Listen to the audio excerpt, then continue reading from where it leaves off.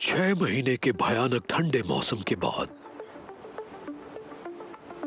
America के उत्तर पश्चिमी तट को वसंत के सूरज की गर्माहट मिली है और इलाके के सबसे उम्रदराज सदस्य ने एक लंबी नींद के बाद अपनी आंखें खोली हैं।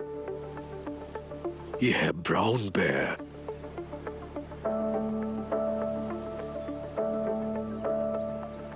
इसने पूरी सर्दियां पहाड़ों में बसी अपनी गुफा में सोते हुए गुजारी हैं। बस एक हफ्ते पहले ही ये यहां नीचे उतरा है और अब इसकी भूख तेज होती जा रही है। सर्दियों के दौरान इसने अपना 1/3 वजन खोया है, इसलिए अब इसे भोजन की तलाश है।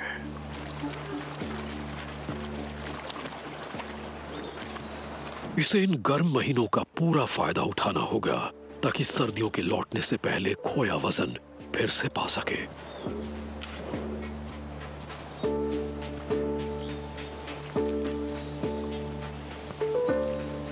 एक लंबी शीत निद्रा के बाद इसके लिए सबसे अच्छा भोजन ये सेज घास है। ये प्रोटीन से भरपूर है, इसलिए ये घास का मैदान फिलहाल इसकी जीवन रेखा है। मगर ये घास तो सिर्फ शुरुआत भर है। आने वाले वक्त में यहां बह रही इस नदी में सैमन की भरमार होगी।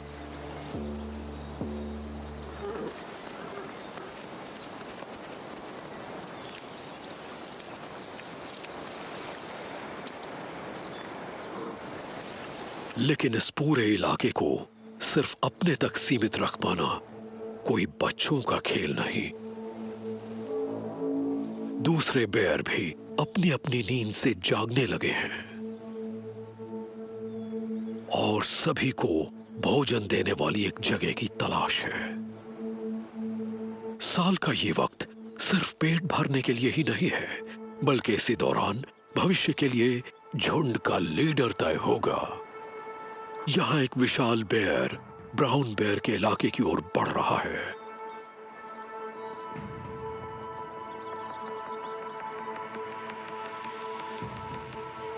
ब्राउन बेयर को अपनी जरूरत के मुताबिक वजन पाने के लिए रोजाना 14 किलो घास खानी होगी।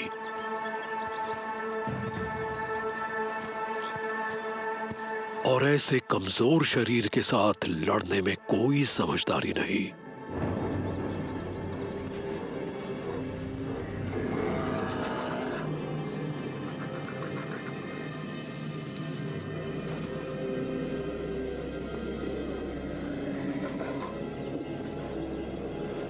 इसने बाहरी बेयर की महक पहचान ली है। ये इस नर से पहले भी मिला है।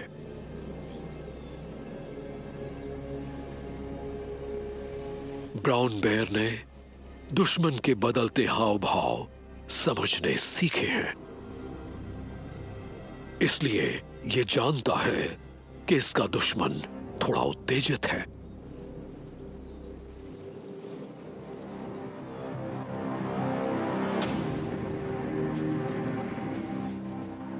ब्राउन बेयर अपना पंजा दिखाकर उसे शांत करने की कोशिश करता है। इस वक्त लड़ाई होने का मतलब है कि दोनों बेयर बुरी तरह से घायल हो जाएंगे।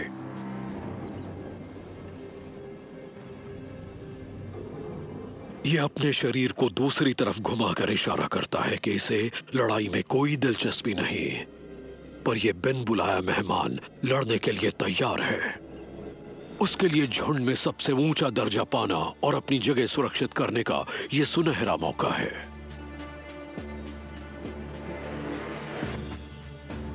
उसने अपने पंजों और दांतों से ब्राउन बेयर को जकड़ लिया है। यह साफ तौर पर दबदबे कायम करने की कोशिश है। ब्राउन बेयर की ढीली चमड़ी बड़े बेयर को उसको पकड़ना मुश्किल बना रही है।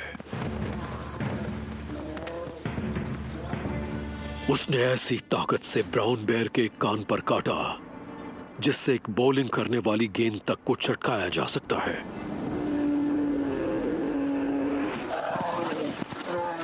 यह हमला ब्राउन बेयर की बर्दाश्त से बाहर है। वो अपने अनुभव से जानता है कि हर जंग में आमने सामने की लड़ाई में नहीं उलझा जाता। मौसम की शुरुआत में ही गंभीर रूप से चोटिल होने में कोई समझदारी नहीं, इसलिए फिलहाल वो पीछे हट जाता है।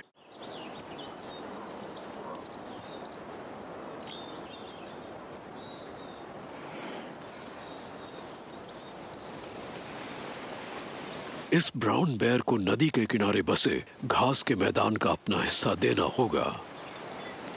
अब वक्त है कि अपने अनुभव और बुद्धि का सहारा लेकर वो अपने भोजन के लिए कोई दूसरी जगह खोजे।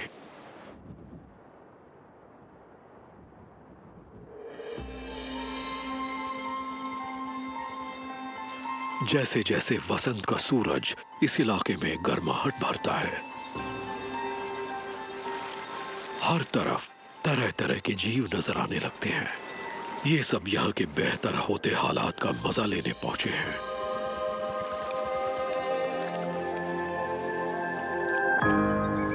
इन सब पर ऊपर से नजर रखे हुए है ये बॉल्ड ईगल।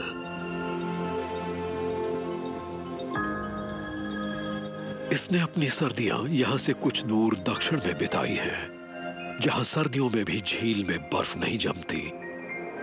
लेकिन अब ये भी बसंत के भरे पूरे वक्त का लुत्फ उठाने लौटी है, क्योंकि हर साल यह इलाका मछलियों से भर जाता है।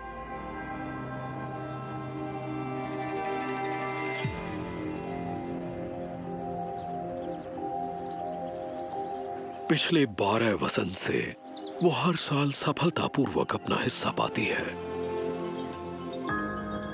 लगभग 1000 एकड़ में फैला इसका इलाका सिर्फ भोजन के नजरिए से ही जरूरी नहीं, बल्कि इसका परिवार बढ़ाने के लिए भी बहुत जरूरी है।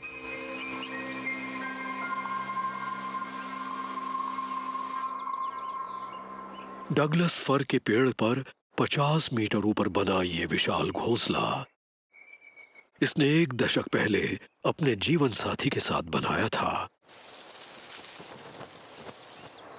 हर साल ये जोड़ा चूजों के एक नए जोड़े को पालने के लिए लौटता है और 8 हफ्ते का इनका चूजा बहुत तेजी से बढ़ रहा है। खाने वालों की इस बढ़ी हुई संख्या के साथ अपने इलाके की रक्षा करना कहीं ज्यादा जरूरी हो जाता है।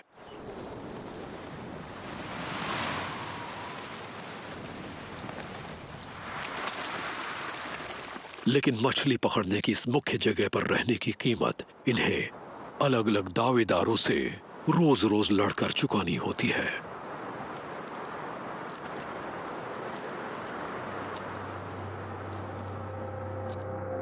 आने वाले दिनों में यह मुकाबला और जोर पकड़ेगा।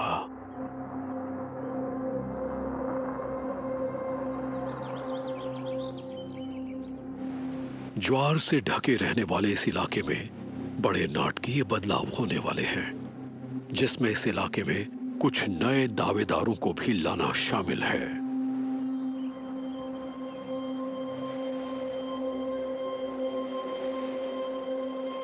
ज्वार के समय गहरा पानी समतल इलाके को ढक लेता है और पानी के नीचे नए मेहमान अपना रास्ता बना रहे हैं। ये एक टोड फिश है। हर साल वसंत का मौसम लाखों टोड फिश को इस तट तक ले आता है। फिलहाल ये सभी पानी के नीचे सुरक्षित हैं।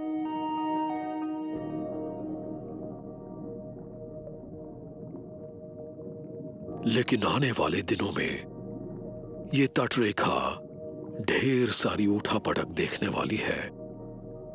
यहां एक समुद्री दावत होगी और हर तरह के शिकारी इस इलाके में आ पहुंचेंगे।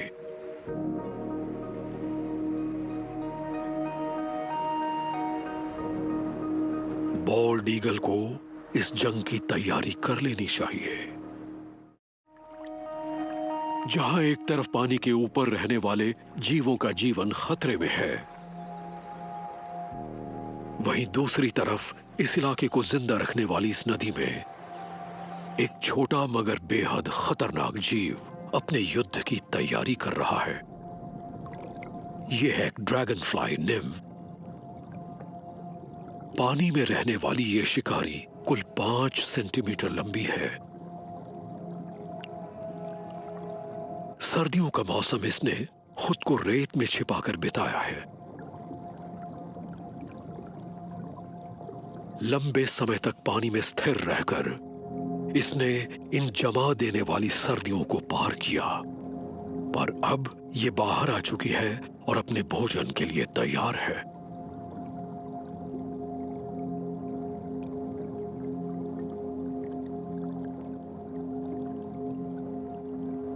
इसकी एक ही रणनीति है, छिपकर वार करना। इसकी हर आंख 30,000 हिस्सों से बनी है और इसका 80% दिमाग इसकी देखने की क्षमता को सहयोग करने का काम करता है, ताकि ये इस दुनिया को 360 डिग्री के कोण से देख सके।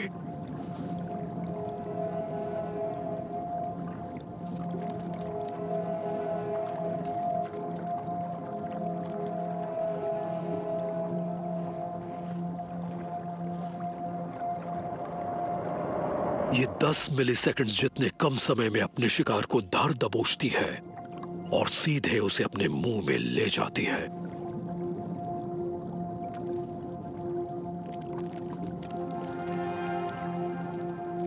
इस बीटल में मौजूद कोई केमिकल निम्फ के मुंह का स्वाद खराब कर चुका है। निम्फ को फिलहाल एक स्वादिष्ट भोजन की तलाश है। ये खुशकिस्मती है कि वसंत का मौसम नई नई जन्मी मछलियों की एक पूरी दावत लेकर आया है।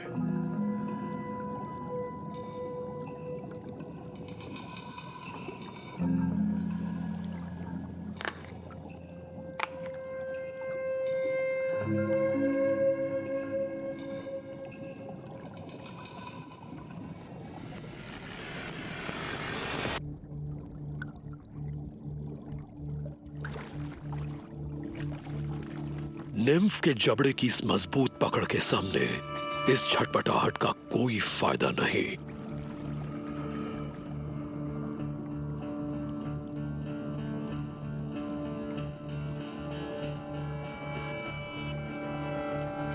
कुछ चुनिंदा ताकतवर कीड़े ही रीढ़ की हड्डी वाले जीवों का शिकार कर सकते हैं।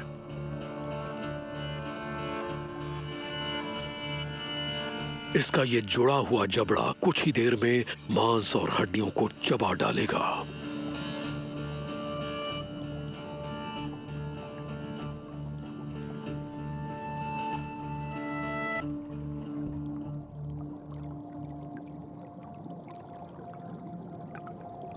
अपने हथियार साफ करके अब ये अगले शिकार के लिए तैयार है। इसे वसंत की दावत का पूरा फायदा उठाना चाहिए, क्योंकि ये साल इस निम्फ के लिए बेहद जरूरी साबित होने वाला है। ये पिछले 4 साल से इस नदी में रह रही है। अगर ये खुद को गर्मियों तक बचा पाई तो इस रूप को छोड़कर विकास के अगले क्रम तक पहुंचेगी, जो है पूरी तरह से विकसित वयस्क ड्रैगन फ्लाई बनना। लेकिन जिंदा रहने के रास्ते में एक दूसरा जोखिम भी है, जहां उसे एक पुराने दुश्मन का सामना करना पड़ सकता है।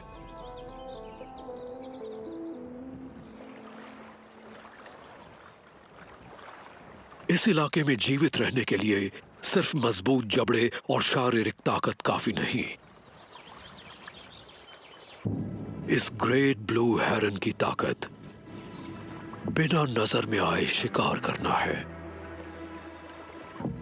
ये 1 मीटर लंबा बेहद चालाक चोर है। इसके पास बांस जैसी लंबी टांगें और आसपास के पूरे इलाके को अपनी दूरबीन जैसी तेज आंखों से स्कैन करने की काबिलियत है। गहरे पानी में ये कुछ इस तरह चलता है कि एक दिन का भी नहीं हिलता। फिर ये उसी तरह बिना हिले डुले अपने शिकार का इंतजार करता है।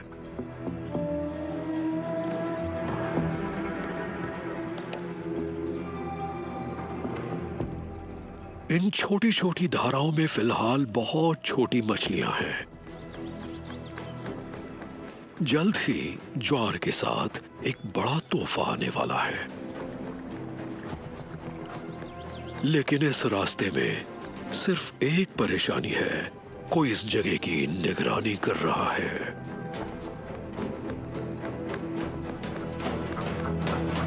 ये बॉल्ड ईगल का इलाका है।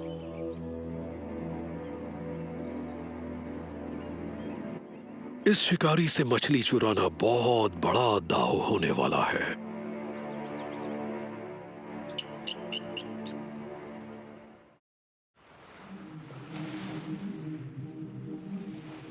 आखिरकार वो वक्त आ ही गया। इस इलाके में अब बहुत कुछ बदलने वाला है। जैसे जैसे नदी के मुहाने पर पानी कम होने लगता है, ज्वार गिरता जाता है। लेकिन साल में कुछ दफा यहां ज्वार की गतिविधि बहुत बढ़ जाती है। जब पूर्णिमा या अमावस के चांद वाली पहली रात आती है, तब गुरुत्वाकर्षण का जोर कई गुना बढ़ जाता है। ये पेरिजियन वसंत ज्वार का वक्त है। पानी का स्तर आम दिनों से कई मीटर नीचे चला जाता है और पीछे रह जाता है 1.5 किलोमीटर तक फैला ये ऑयस्टर बेड।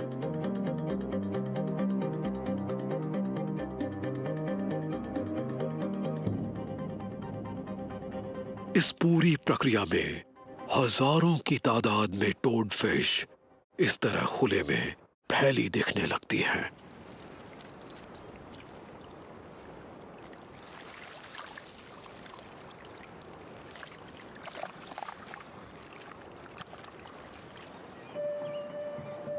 यहां बीच के पीछे बसे जंगल से निकलकर ये हेरन धीरे धीरे इस इलाके की ओर बढ़ने लगा है।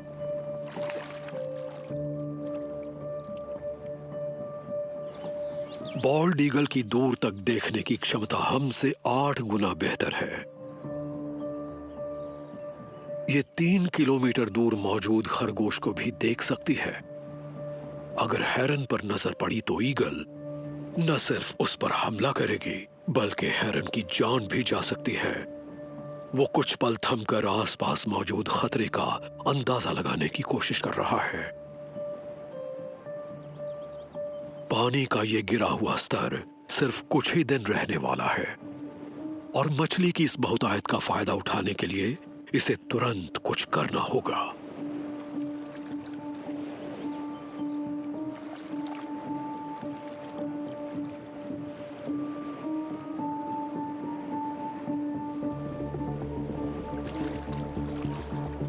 यहां खुले में पड़े ये ऑयस्टर्स बेहद धारदार हैं।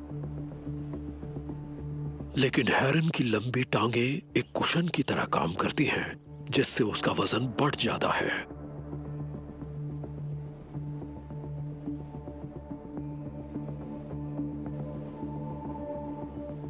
इसकी बड़ी बड़ी आंखों में एक प्राकृतिक जूम लेंस है, जिसकी मदद से ये दूर और पास की चीजों को आसानी से देख सकता है, ताकि इस इलाके में फंसी मछलियों का शिकार कर सके।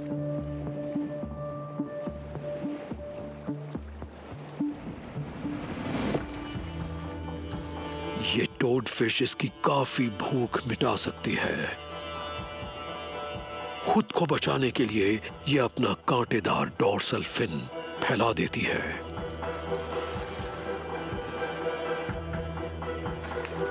इसलिए हेरन अपनी चोंच को भाले की तरह इस्तेमाल करता है और सीधा इसकी रीढ़ पर हमला करता है।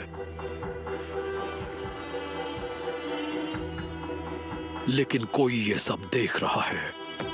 नजदीक ही घोंसला होने की वजह से बॉल्ड ईगल को इस इलाके में किसी और का मछली पकड़ना नाकाबिले बर्दाश्त है। मगर हेरन के लिए तो ये बस एक शुरुआत है। उसका बड़ा सा पेट उसके वजन का आधा हिस्सा मछली के रूप में समाये रख सकता है। उधर बॉल्ड ईगल को जवाबी कार्रवाई के लिए कदम उठाना ही होगा। खाड़ी के 100 मीटर ऊपर उड़ते हुए वो आसमान में ही अपने हमले की योजना तय कर रही है।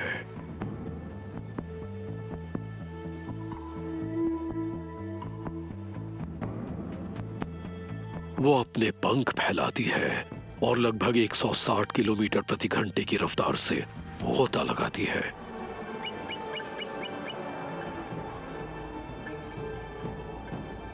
हेरन को इस हमले का अंदाजा बस अभी हुआ है। फिलहाल तो उसके पास इस शिकार को निगलने का भी वक्त नहीं।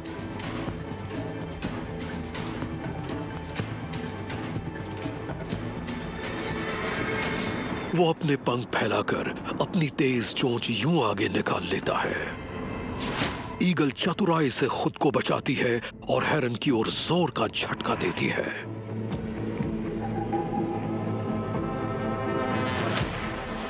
हेरन जल्दी से अपने शिकार लेने लौटा है और थोड़ी सीवीड भी। बॉल्ड ईगल रफ्तार में हेरन से तिगुनी है, पर कम वजन के हेरन के पास बेहतर सहन शक्ति है।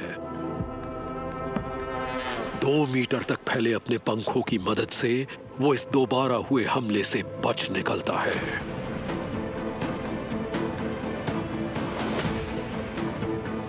पर यह वजन हेरन को धीमा कर रहा है।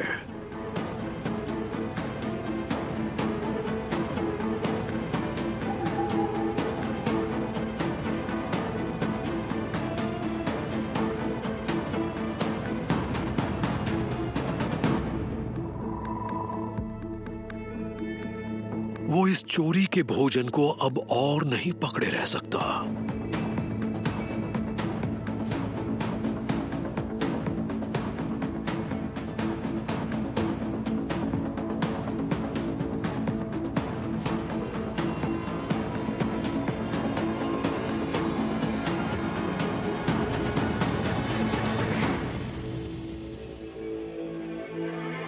हेरन जल्दी से खाड़ी के बाहरी इलाके में चला जाता है।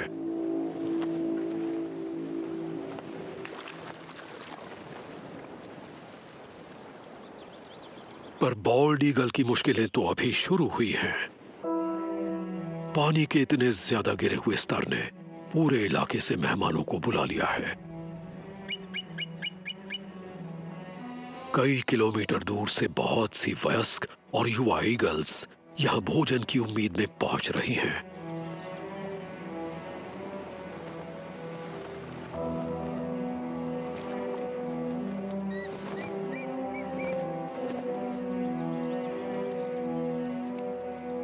और कई ग्रेट ब्लू हेरन्स भी आ रहे हैं।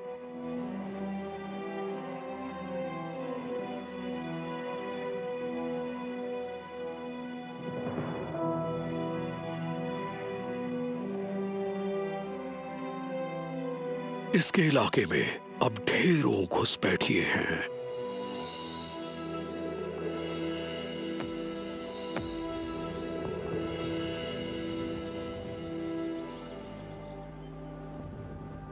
और बाहरी ईगल्स इस दावत के दौरान अपना दबदबा कायम करने की कोशिश में हैं।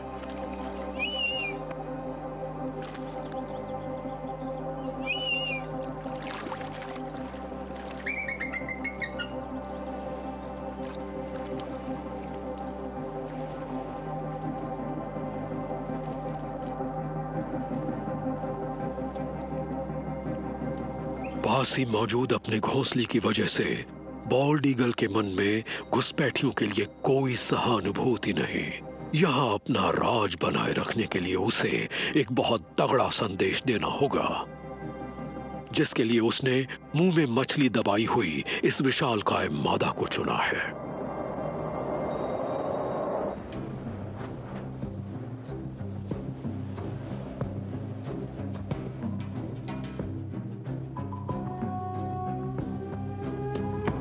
उसका निशाना तो अपने शिकार के साथ उड़ चला, लेकिन बॉल्ड ईगल उसे आसानी से नहीं जाने दे सकती। यहां दुश्मन हवा में कलाबाजियां खाते हुए भी अपने शिकार को दबोचे हुए है।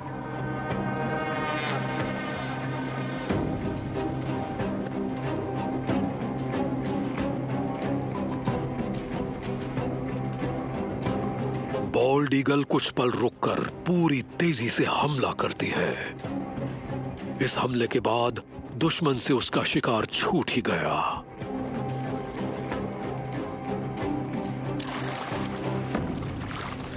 लेकिन दुश्मन भी कई 100 किलोमीटर का सफर तय करके इस मौसम में यहां मछली पकड़ने आई है। वो लड़ने के लिए तैयार है। बॉल्ड ईगल ने उसे जकड़ लिया है और अब उसे जमीन की ओर घसीट रही है।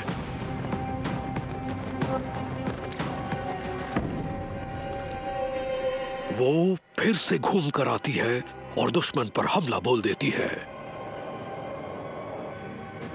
इसकी जबरदस्त ताकत और मजबूती के आगे कोई चुनौती काम नहीं आती।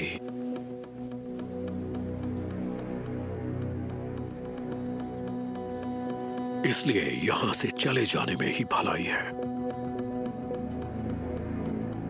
उधर जब आसमान में ईगल्स लड़ रही थी, उस बीच यहां खाड़ी में कोहराम मच गया है।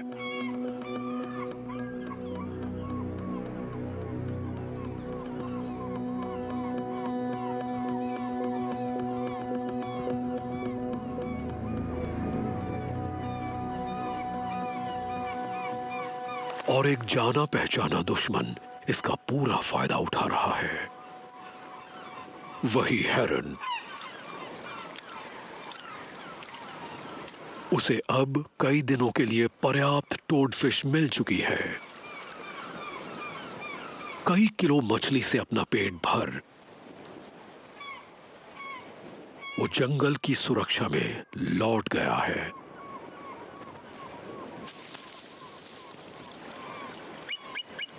अब सिर्फ ज्वार के लौटने पर ही बॉल्ड ईगल की दुनिया में सुकून लौटेगा। यहां के तट के पास ब्राउन बेयर पानी के इस कम हुए स्तर का पूरा फायदा उठा रहा है। अपनी सूंघने की क्षमता के सहारे उसे एक छिपा हुआ खजाना मिला है।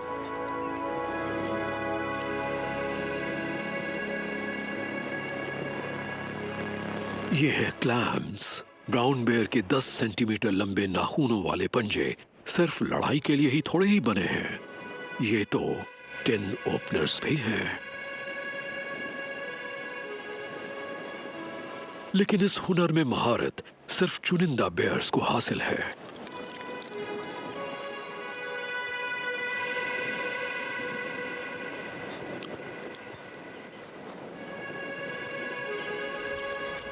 फिलहाल इस ब्राउन बेयर को अपनी भूख मिटाने के लिए पर्याप्त भोजन मिल गया है।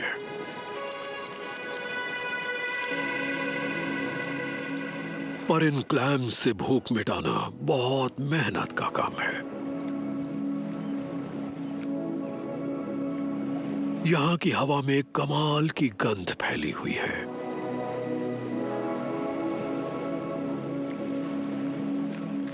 हवा की दिशा पहचान कर ब्राउन बेयर अपनी नाक का पीछा करता जा रहा है। इसकी सूंघने की क्षमता एक ब्लड हाउंड से 7 गुना ज्यादा है।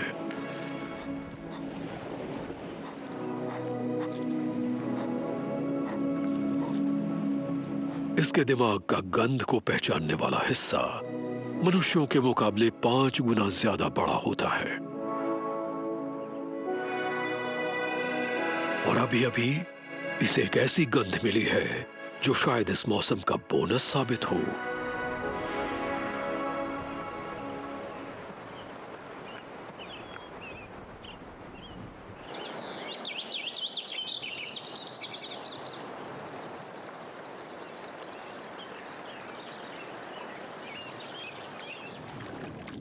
नदी के मुहाने के पास बहती धारा में इस ड्रैगन फ्लाई निम्फ के उड़ निकलने के दिन नजदीक आ रहे हैं।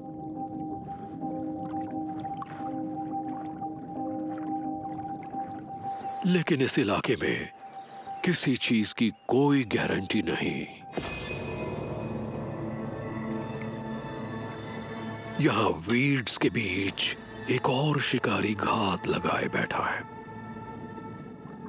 यह है एक जायंट वाटर बग। 6 सेंटीमीटर की लंबाई के साथ यह पृथ्वी पर पानी में रहने वाले सबसे बड़े कीड़ों में से एक है। यह आकार में निम्फ से दुगना है और उसके वयस्क बनने की राह में सबसे बड़ी अड़चन भी। यह अपने आकार से कई गुना बड़े शिकार पर भी भारी पड़ सकता है, यहां तक कि यह अपने बच्चे भी खा सकता है।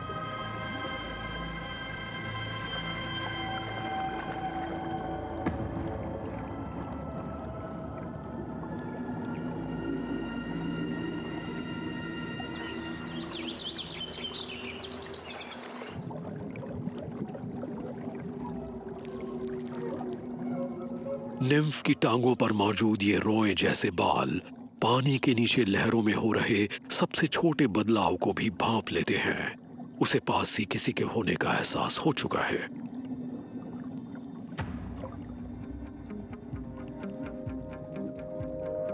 क्या एक और शिकार? उसकी जिज्ञासा उसे खींचने लगती है।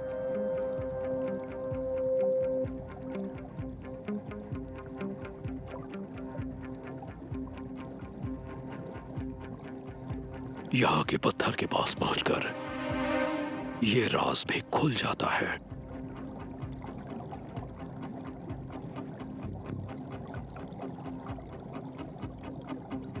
ये दोनों एक दूसरे को शिकार के रूप में देख रहे हैं।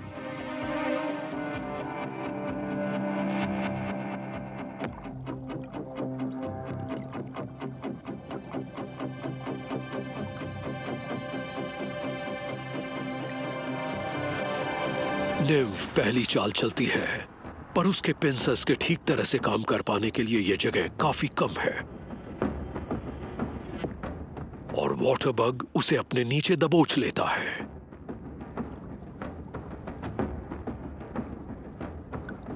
निम्फ अपने शरीर को एक झटके से अलग कर लेती है।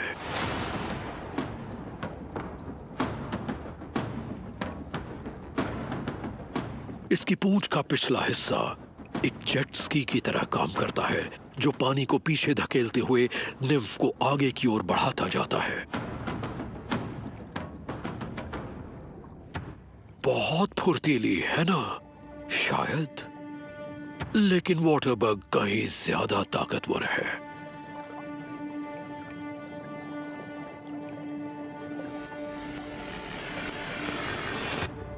वो इसे दूसरी बार दबोचता है, फिर अपनी सुई जैसी चोंच की मदद से उसके अंदर पाचक लार भर देता है। निम्फ का बाहरी खोल एक सख्त परत से बना हुआ है। वाटर बग इसी में कहीं एक कमजोर हिस्से की तलाश में है, जहां वो अपनी चोंच चुभा सके। निम्फ इस पकड़ से छूट नहीं पा रही, लेकिन अभी भी एक रास्ता बाकी है। वो अपने पेट में बने गिल्स की मदद से पानी के नीचे सांस ले सकती है। वाटर बग को सांस लेने के लिए हवा की जरूरत है। इस लड़ाई में वाटर बग के शरीर में मौजूद ऑक्सीजन कम हो रही है। अगर निम्फ लड़ाई जारी रखती है तो वाटर बग को सांस लेने के लिए सतह पर आना ही होगा। वो सतह से ऊपर जाने के लिए अपने शरीर को तैयार करता है। निम्फ को इसी मौके की तो तलाश थी।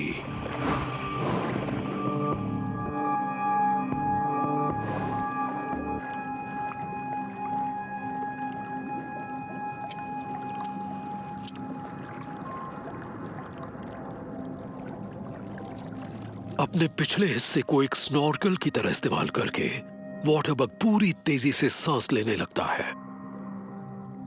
वो हवा को अपने पंखों के नीचे एक स्कूबा टैंक की तरह जमा कर लेता है और फिर शुरू होती है निम्फ को ढूंढने की दौड़। लेकिन वो काफी धीमा है। निम्फ को छिपने में महारत हासिल है। वो इस अंधेरे में गायब हो जाती है। अब वो अपनी पहली उड़ान के एक दिन और करीब है, लेकिन वाटर बग को भोजन की अपनी तलाश जारी रखनी होगी।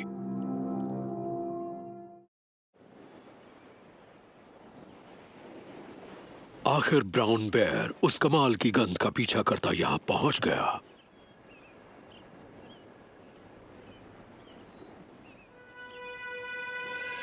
इस व्हेल को हाल ही में आया एक तूफान यहां छोड़ गया।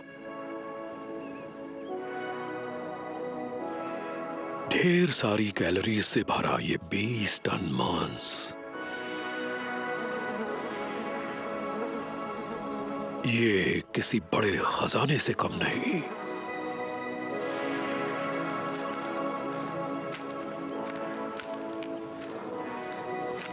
लेकिन बस एक मसला है, यहां कोई और भी आ पहुंचा है।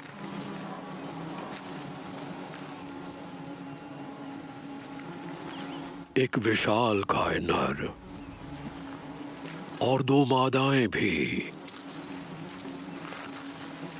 यहां इस दावत का लुत्फ उठा रहे हैं। इस नर को मादाओं के साथ भोजन बांटने में कोई ऐतराज नहीं, क्योंकि वो उस समूह में उसकी जगह के लिए कोई खतरा नहीं है। बल्कि इनके साथ तो मिलन की संभावना कहीं ज्यादा है।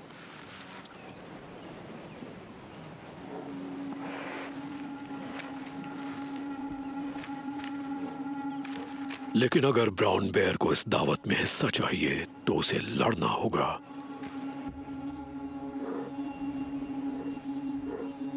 कान आगे की ओर और मुंह खुला रखकर उसने अपना लड़ने का इरादा जाहिर कर दिया है। इस बार वो आर पार की लड़ाई के लिए भी तैयार है।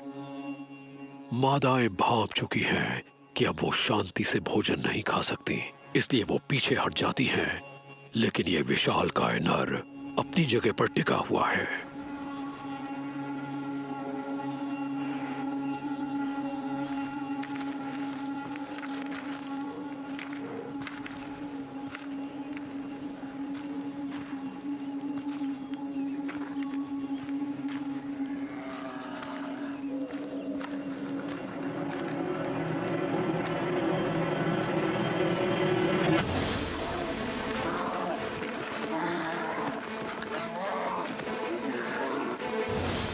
इन दोनों में से हर एक बेयर 450 किलो से ज्यादा वजनी है।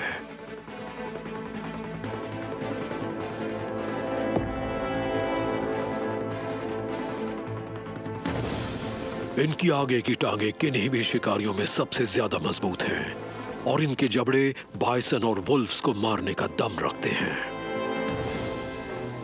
लेकिन अपने में से ही किसी एक से लड़ना एक बिल्कुल अलग पहलू है। बाएं कोने में मौजूद ब्राउन बेयर समझ गया है कि इस बार लड़ाई बराबरी की है।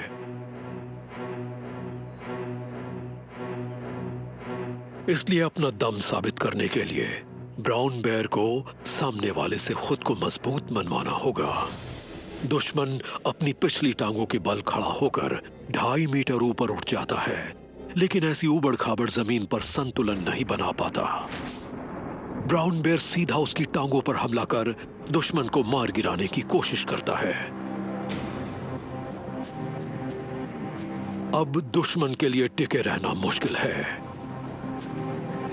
और ब्राउन बेयर उसे धकेलता हुआ पानी में ले आता है।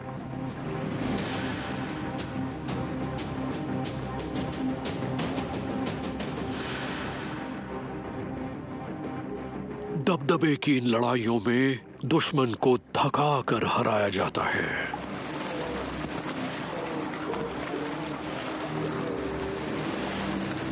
ये कुश्ती का ऐसा मुकाबला है जिसमें एक बेयर दूसरे को थका देने की कोशिश में है। ब्राउन बेयर का यूं लगातार काटना और पंजे मारना उसके दुश्मन पर भारी पड़ रहा है। अब वो धीरे धीरे थकने लगा है।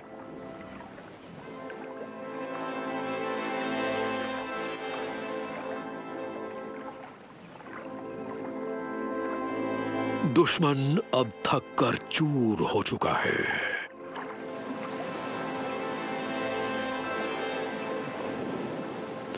जहां इस तरफ हारा हुआ बेयर अपनी चोटें सहला रहा है, वहीं 20 टन की दावत ब्राउन बेयर का इंतजार कर रही है।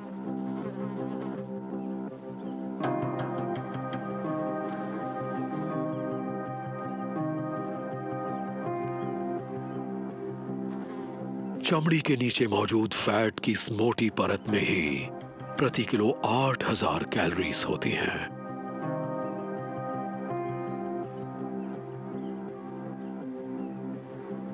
भोजन के हर एक दौर में इसका वजन 3 किलो तक बढ़ जाएगा, ताकि ये अगली सर्दियों में जीवित रह पाने लायक पर्याप्त फैट जमा कर ले।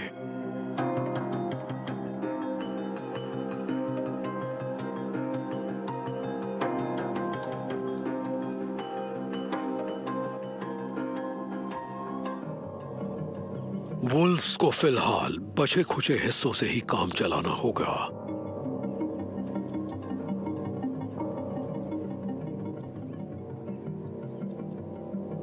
ब्राउन बेयर की ये जोर आजमाइश बेकार नहीं गई। एक मादा अपनी दिलचस्पी दिखाने लौट आई है।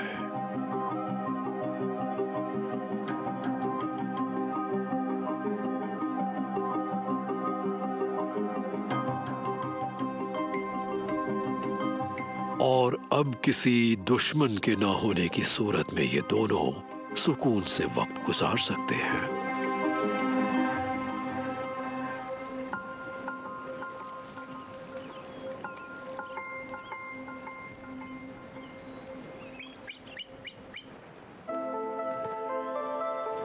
इस पूरे इलाके में अच्छे मौसम ने अपना वादा बखूबी निभाया। सूरज की गर्मी से मिले जोश और अपनी समझदारी की बदौलत सबसे निडर और बहादुर जीव सबसे ज्यादा फायदे में रहे। एक बार फिर इन ज्वार के मैदानों में सुकून ने वापसी की है और जिंदगी की किताब में नए पन्ने जुड़ने लगे हैं। इन जीवों ने न सिर्फ अपनी अपनी जंग जीती है, बल्कि अपने अपने इनाम भी। ये जिंदगी का एक और दिन, सर्दियों का एक और मौसम अमेरिका के इस ज्वारीय इलाके के नाम करने वाले हैं।